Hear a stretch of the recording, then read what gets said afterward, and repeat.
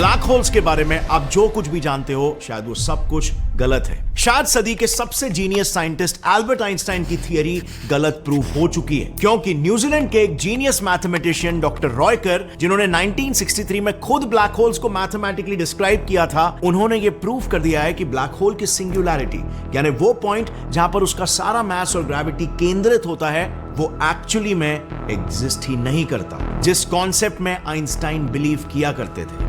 अब इसका मतलब समझ रहे हो? वेल, किसी ब्लैक होल की सिंगुलैरिटी ही एक्चुअल ब्लैक होल होता है। उसी की इंटेंस ग्रेविटी के जरिए ही इवेंट होराइजन क्रिएट होता है और ब्लैक होल्स चीजों को अपने अंदर सक करते हैं। सो जब सिंगुलैरिटी एग्जिस्ट नहीं करती तो क्या ब्लैक होल्स का एग्जिस्टेंस भी एक झूठ है? और अगर चलो हाइपोथेटिकली हम ये मान भी लेते हैं कि हाँ, ब्लैक होल्स का एग्जिस्टेंस एक झूठ है, तो साल 2019 में नासा ने जो ब्लैक होल की ये इमेज पब्लिश की थी, फिर वो क्या थी? क्या ब्लैक होल्स अपने इवेंट होराइजन के साथ बिना सिंगुलैरिटी यानी बिना किसी ग्रेविटी के स्रोत के एग्जिस्ट भी कर सकता है, या फिर सिंगुलैरिटी के बदले उनमें कुछ और चीज होती है जो उनके इंटेंस ग्रेविटी को जन्म दे रही है? और अगर हां, तो ब्लैक होल्स के अंदर आखिर क्या छुपा हुआ है? वेल, टू फाइंड आउट हमें सबसे पहले इस पूरे गुत्थी के एकदम जड़ तक जाना होगा, विच इज आइंस्टाइन की जनरल थियरी ऑफ रिलेटिविटी, जहां से black holes, singularity, worm holes, dark matter, ये सारे कॉन्सेप्ट्स ओरिजिनेट हुए। सो आई वुड हाईली सजेस्ट आप इस पार्ट को किसी भी हालत में स्किप नहीं करना, क्योंकि जिनको भी ऐसा लगता है कि वो ग्रेविटी और स्पेस टाइम फैब्रिक के बीच के रिलेशन को अच्छे से समझ चुके हैं, समझ लो 95% लोग गलत हैं।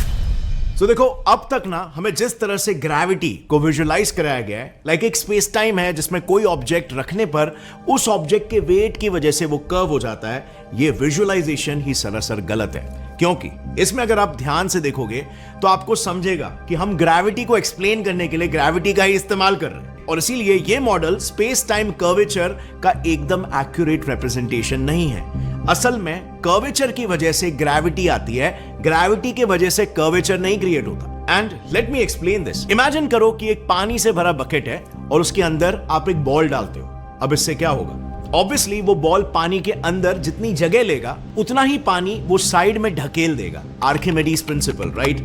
यही सेम चीज स्पेस टाइम के साथ भी होती है। अगर इस बॉल को मैंने स्पेस टाइम में रखा तो वहां पर वो जितनी जगह लेगा उतना ही स्पेस टाइम वो अपने साइड में ढकेल देगा, और इससे उसके अगल बगल के स्पेस टाइम में कर्वेचर बनेगा। और साइंटिस्टों का कहना है इसी कर्वेचर से उस ऑब्जेक्ट की ग्रेविटी पैदा होती है, क्योंकि उस मैसिव ग्रेविटी क्रिएट करने वाले ऑब्जेक्ट के अराउंड दूसरे ऑब्जेक्ट्स कर्व्ड पैथ्स में ट्रैवल करने लगते हैं, और सारे कर्व्ड पैथ्स इवेंचुअली उस मैसिव ऑब्जेक्ट के सेंटर की तरफ अट्रैक्ट होते हैं। अब अट्रैक्ट आखिर कैसे होते हैं? Well, general theory of relativity के हिसाब से हर एक ऑब्जेक्ट, आप, मैं, एक बॉल, सभी एक स्टेट ऑफ फ्री फॉल में होते हैं, यानी कि एक straight line motion.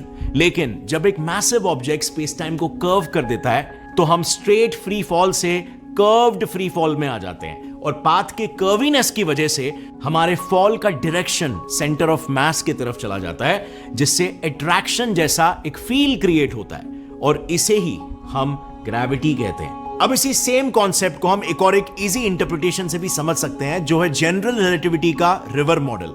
May be ये एनालॉजी आपको इजी लगे, या फिर पहले वाली आप आजमा लो। सो जनरल रिलेटिविटी का रिवर मॉडल कहता है कि हमारे स्पेस टाइम में जब एक कर्वेचर बनता है तब उस गड्ढे में चीजें इसीलिए नहीं गिरती क्योंकि वो चीजें उस गड्ढे में लुढ़क जाती है, वो इंस्टेड उस गड्ढे में इसीलिए गिरती है क्योंकि उसके नीचे मौजूद स्पेस टाइम उन ऑब्जेक्ट्स को अपने साथ लेकर उसमें गिरने लगता है। बेसिकली जब भी स्पेस टाइम में कर्वेचर बनता है तब स्पेस टाइम किसी वाटरफॉल की तरह बिहेव करने लगता है, जो उस पर तैर रही चीजों को बहाकर कर्वेचर में गिराने लगता है। अब आपको भी ये पता होगा, it's pretty much a common sense, हम किसी भी वाटरफॉल के एज की ओर बढ़ने लगते हैं, वैसे वैसे पानी का बहाव और तेज होने लगता है। सो ऐसे में अगर आप एक बोट में हो और आपको अपने आप को वाटरफॉल में गिरने से बचाना है, तो जैसे जैसे आप एज के नजदीक पहुंचोगे आपको ऑपोजिट दिशा में बोट को उतने ही तेजी से एक्सेलरेट करना पड़ेगा। अगर आप किसी तरह इसमें कामयाब हो गए तो टेक्निकली आप मूव कर रहे होगे इन द बैकवर्ड डायरेक्शन, फिर भी आप पॉज्ड से नजर आओगे थर्ड पर्सन पर्सपेक्टिव से।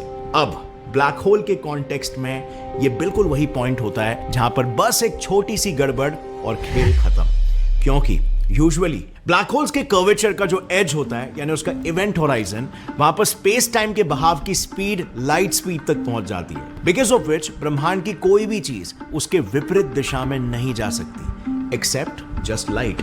सो अब समझे कि ब्लैक होल में सारी चीजें क्यों गिरती है। अब जानते हैं कि ये सब मैंने आपको क्यों बताया। वेल, देखो, ब्लैक होल के इवेंट होराइजन यानी उसके एज तक यहां पर सब कुछ सेंस बनाता है, लेकिन आपको भी पता है ब्लैक होल को ब्लैक होल कहते ही इसीलिए क्योंकि उसमें से लाइट भी एस्केप करके नहीं जा सकती। अब ये सिर्फ तभी पॉसिबल है जब हम ये एज्यूम करें कि इवेंट होराइजन के पार स्पेस टाइम का बहाव लाइट स्पीड से भी ज्यादा तेज हो जाता है, और सिर्फ स्पेस टाइम का ही नहीं बल्कि इंफॉर्मेशन ट्रांसफर का, क्योंकि जो ऑब्जेक्ट या इवन लाइट रे ब्लैक होल के अंदर जाए वो लाइट स्पीड से वापस बाहर नहीं आ सकती। और यही तो सबसे बड़ा पैराडॉक्स है। क्या कोई भी चीज इस यूनिवर्स में लाइट की स्पीड से ज्यादा तेज ट्रैवल कर सकती है? ऑब्वियसली नहीं, राइट? और ये जनरल थियरी ऑफ रिलेटिविटी का खुद का कहना है। सो ऑल इन ऑल, जिस एजम्पशन के बेसिस पर जीटीआर बनी हुई है ब्लैक होल्स के अंदर, वही एजम्पशन ब्रेक हो जाता है। और ऐसे में ब्लैक होल्स के कॉन्टेक्स्ट में अगर हमने general theory of relativity apply कर लिया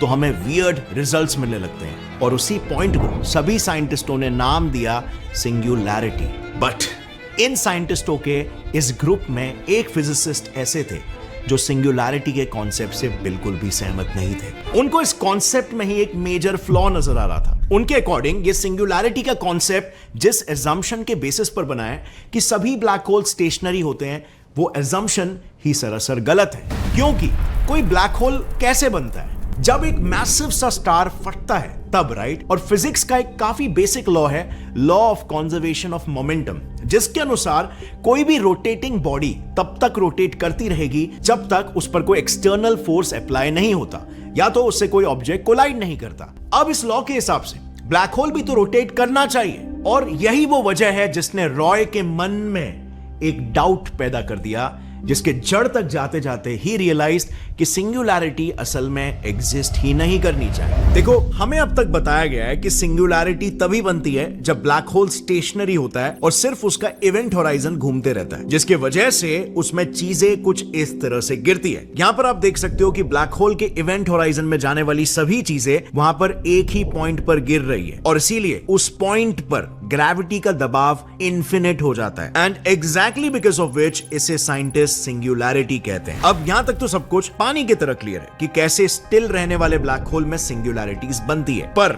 जैसे कि हमने जाना कि ब्लैक होल्स तो स्टेशनरी नहीं होते, वो तो रोटेट करते हैं, जिसके वजह से उसमें पॉइंट सिंगुलैरिटी एग्जिस्ट ही नहीं कर सकती। क्योंकि अगर कोई ब्लैक होल घूम रहा है तो उसके घूमने की वजह से इवेंट होराइजन को पार करने वाली चीजें ऐसे उसके इर्द गिर्द गोल घूमते घूमते सेंटर की तरफ बढ़ेगी, यानी कि ब्लैक होल के अंधेरे से भरी गहराइयों में इन चीजों का मोशन मौत के कुएं में घूम रहे बाइक्स जैसे होगा। जैसे मौत के कुएं में तेजी से घूमने की वजह से बाइक्स नीचे गिरती है, वैसे ही यहां पर भी तेजी से घूमने की वजह से चीजें सीधे ब्लैक होल के अंदर किसी पॉइंट पर नहीं गिरेगी, बल्कि बस रिंग के मोशन में घूमती ही चली जाएगी टिल इटर्निटी। दिस मीन्स कि सारा मास किसी सेंटर पॉइंट पर नहीं बल्कि एक रिंग के मोशन पर कॉन्सेंट्रेट होगा। इन शॉर्ट, कहने का मतलब यह है कि सिंगुलैरिटी एक पॉइंट के रूप में नहीं बल्कि एक रिंग के मोशन के रूप में एग्जिस्ट करती है। और इस आर्गुमेंट से केर ने सिंपली ब्लैक होल्स घूमते हैं इस सिंपल फैक्ट के बेसिस पर आइंस्टाइन की थियरी को गलत साबित कर दिया। अब यहां पर सोचने वाली बात यह है कि केर के इस एक्सप्लेनेशन के बाद क्या आइंस्टाइन के जनरल रिलेटिविटी का इस्तेमाल करके हमने जितनी भी डिस्कवरीज की है उन सभी के कैलकुलेशंस यूजलेस साबित हो जाएंगे? वेल,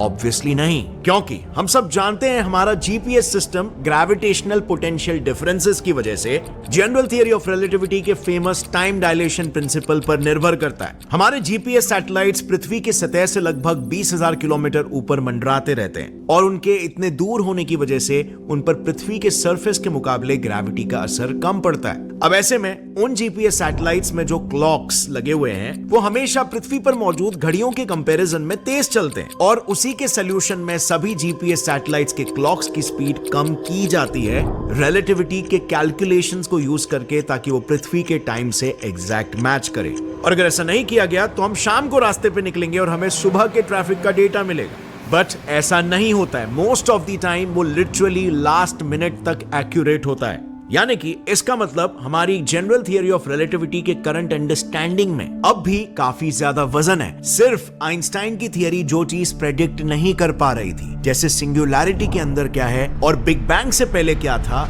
यहीं पर वो थियरी अटकती थी। सो शायद ये नया रिंग वाला सिंगुलैरिटी का कॉन्सेप्ट बस original general theory of relativity में एक एडिशन है, एक अपग्रेडेशन है कि अब तक रॉकेट लॉन्चिंग के लिए हम न्यूटन की ग्रेविटी इस्तेमाल कर रहे थे, फिर ग्रेविटेशनल लेंसिंग से दूर के ऑब्जेक्ट्स देखने के लिए हम आइंस्टाइन के जीटीआर पर आए, और अब तक ब्लैक होल के अंदर की चीजें समझने के लिए जो थियरी मिसिंग थी उसकी जगह शायद ले ली है रॉय केर की इस थियरी ने। अब ग्रेविटी को लेकर जो समझना सिर्फ बाकी रह गया है वो है सिर्फ क्वांटम ग्रेविटी और उसके ट्रू नेचर को। Well, we don't know what's inside singularity.